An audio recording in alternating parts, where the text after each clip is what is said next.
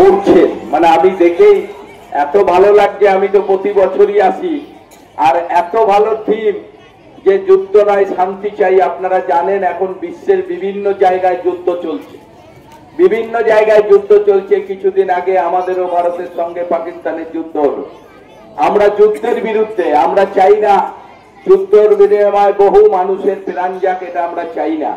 আর সেই রকম একটা মোমেন্টে পাপু ভাই এত সুন্দর একটা থিম করেছেন যে যুদ্ধ নাই শান্তি চাই। আমাদের বর্ধমান শহরের যে মহরমগুলি, যে প্রায় 100টার কাছাকাছি মহরম ঢাল নিয়ে যারা বেরোয়, আমরা জানি বাপু ভাইয়ের এই মহরমের এই থিমই আজকে বর্ধমান শহরের মহরমকে অনেক দূর এগিয়ে দিয়েছে।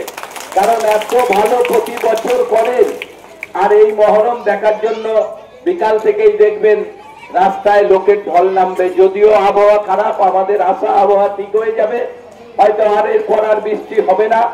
এত সুন্দর মহরম আমাদের বর্ধমান শহরে এখানে প্রতিবারই বাপু ভাইয়ের নেতৃত্বে করা হয়। এটা আমরা অত্যন্ত গর্বিত, আমাদের ভালো লাগে।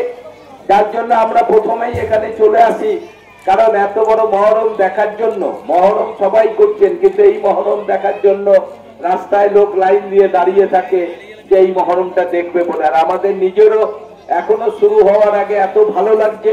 আর থিমও এবার দুর্দান্ত ভালো থিম হয়েছে। আমি বাপু ভাইকে ধন্যবাদ জানাই, আলমগীর ভাইকে ধন্যবাদ জানাই যে তাদের চিন্তা ভাবনার মধ্য দিয়ে তারা আজকে আমাদের শহরের মহরমকে এত সুন্দর জায়গায়, এত ভালো জায়গায় পৌঁছে দিয়েছেন। তাই আপনাদের সবাইকে ধন্যবাদ জানাই। প্রায় 100-র উপরে ছেলেরা, এবং যে কথা আমাদের আলমগীর ভাই বলল যে আমাদের হিন্দু মুসলিম আমরা কিন্তু সবাই ভাই ভাই, আমাদের ভিতর কিন্তু কোনো ভেদাভেদ নাই। যারা ভেদাভেদ করতে চায়, যারা গন্ডগোল করতে চায়, তারা এসে দেখে যাক যে আজকের মহরমেও শয়ে শয়ে হিন্দু ভাইরা তারা মহরমের মধ্যে তারা সেজে আজকে মহরমে অংশগ্রহণ করেছে। এটাই আমাদের বাংলা। আর এই বাংলায় রাজ্যের মাননীয় মুখ্যমন্ত্রী চান যে আমরা সবাই একসঙ্গে থাকবো, সবাই মিলে একসঙ্গে থাকে আমরা বাংলাকে এগিয়ে নিয়ে যাব।